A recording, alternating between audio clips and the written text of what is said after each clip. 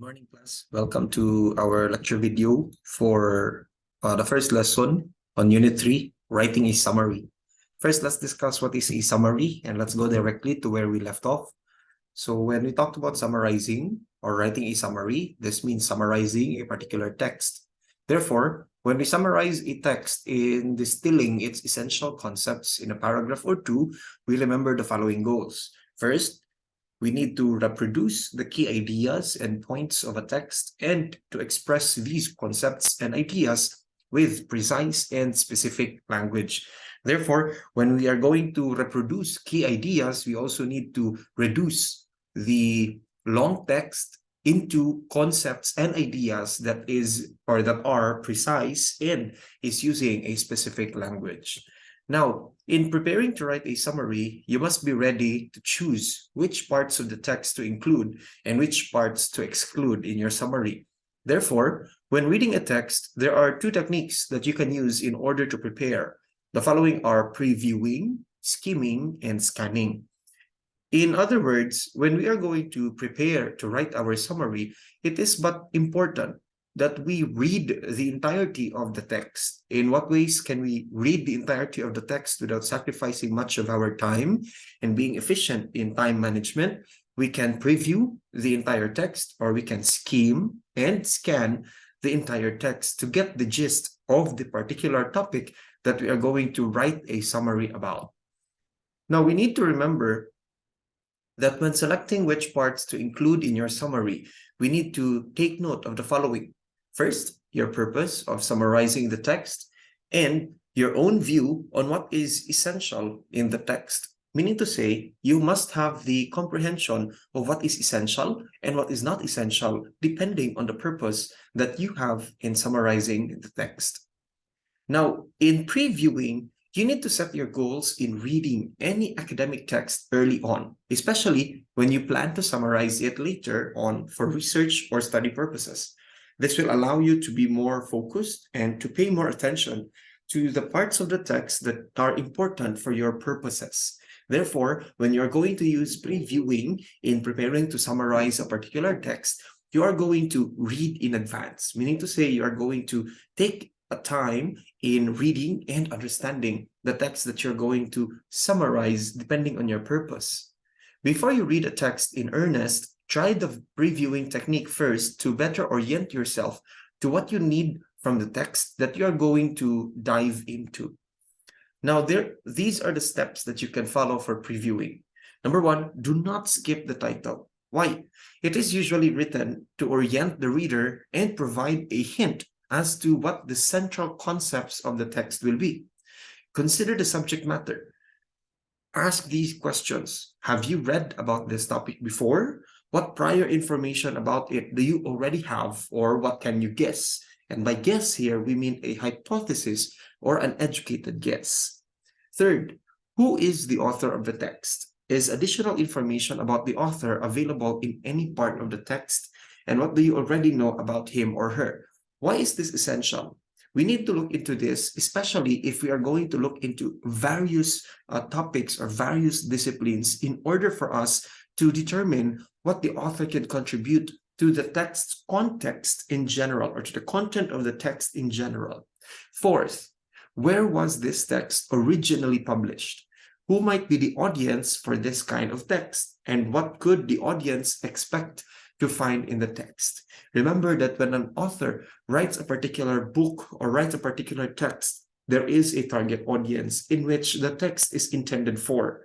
Therefore, we need to also understand who might be the audience of this particular text so that we can also further understand the content of such text that we are going to summarize. Fifth, when was this text originally published? Is there a connection between the time period it was written in and the field of study it was published in? Were there any important events or significant trends during the time the text was written or published?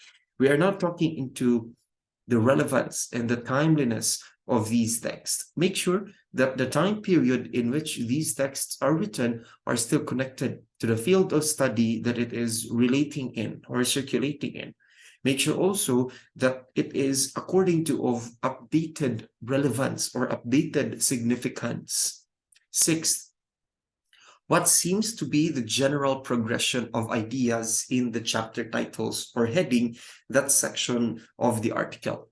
Meaning to say, what is the reoccurring theme in the chapter titles or headings of that particular text? And why has your professor assigned this text? You need to answer the why here, because we need to also understand where does this fit into the course or subject in general, and what sort of facts and ideas are we expected to remember from the reading that we are going to summarize. Now, here's a tip. When reading an academic text, carefully read its abstract and discussion and examine its graphs, if any. Now, if there are any considerations about previewing, there are also many considerations about skimming and scanning. By first skimming through a text, you can get an idea of its overall logical progression. Skimming can also help you determine which parts of the text you need your utmost attention to be given to achieve your purposes for reading the text. So skimming is different by scanning. Now, listed in the next slides are steps that you can take when skimming, but they can be modified or adjusted according to your needs or according to your comfort. First, before skimming, make use of the previewing techniques from the previous subsection. Then, carefully read the introductory paragraph. Try to predict the direction of the coming explanations, arguments, and examples. By this, we can carefully read the first 1 or 2 sentences of each paragraph, as well as the concluding sentence or sentences. Now, in between the opening and closing sentences, keep your eyes moving. Your goal is to take in the overarching concepts and overall picture or pattern of the text, so as not to be confused or not to get lost in translation of what the text means. And carefully read the concluding paragraph or paragraphs. What might the author's overall purpose be? Keep in mind that you may be mistaken, so be ready and willing to modify your answer if needed. Finally, return to the beginning and do a more focused reading of the text. Be more mindful of what you might have missed in your skimming and try to understand them thoroughly. Meaning to say, going back and rereading the text for a second or third time until you finally understand the meaning of the text is utmost important. Now, skimming is effective in getting a quick grasp of what the paper is about without reading through it carefully. Each paragraph in a paper has its own main idea, usually as its first or last sentence. And you can start connecting the dots and guess how the paper would defend its thesis. Example. In the next slide is the title of an academic paper, followed by the introductory sentences of the first couple of paragraphs.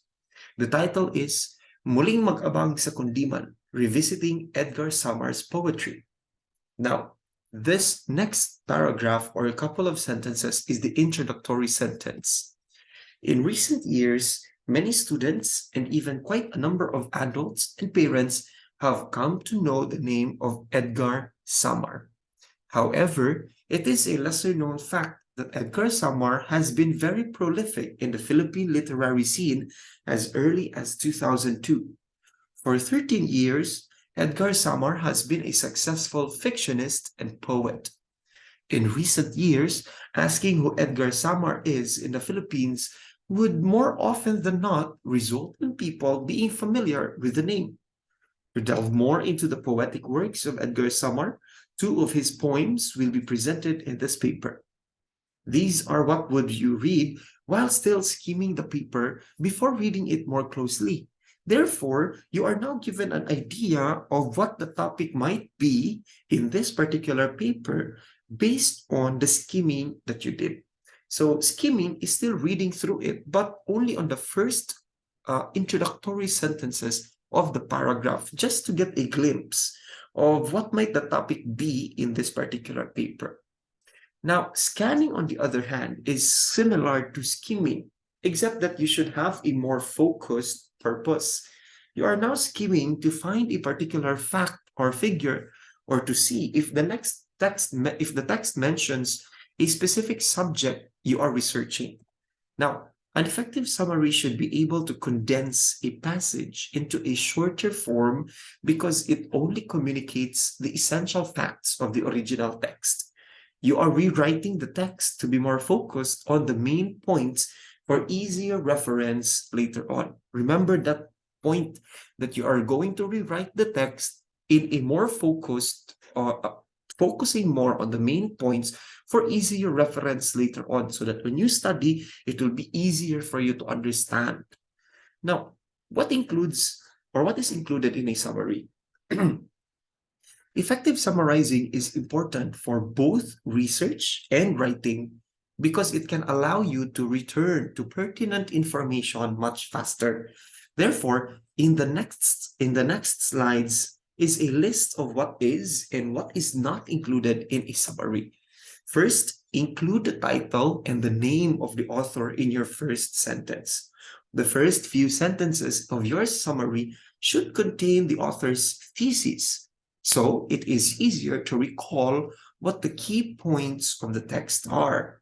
Now, often, longer articles are divided into subsections to organize the information presented.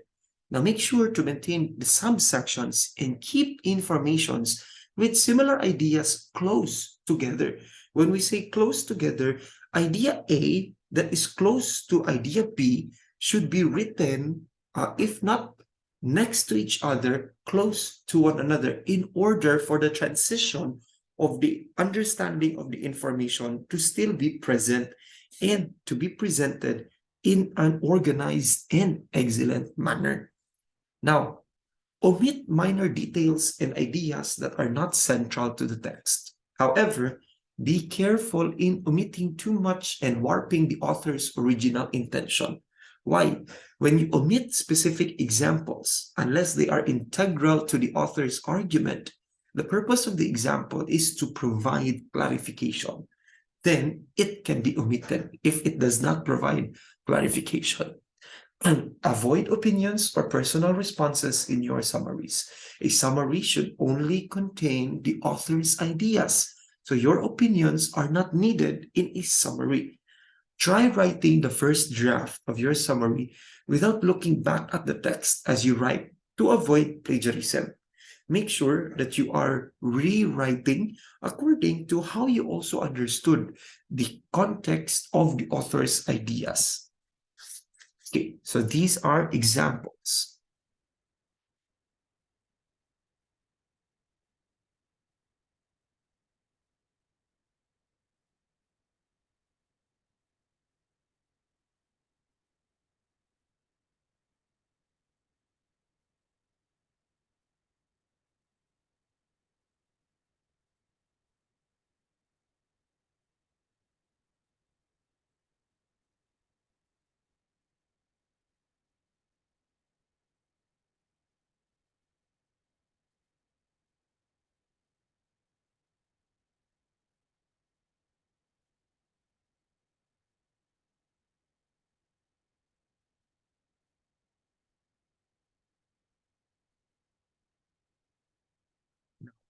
In this summary, the author and the title of the text are already present in the first sentence.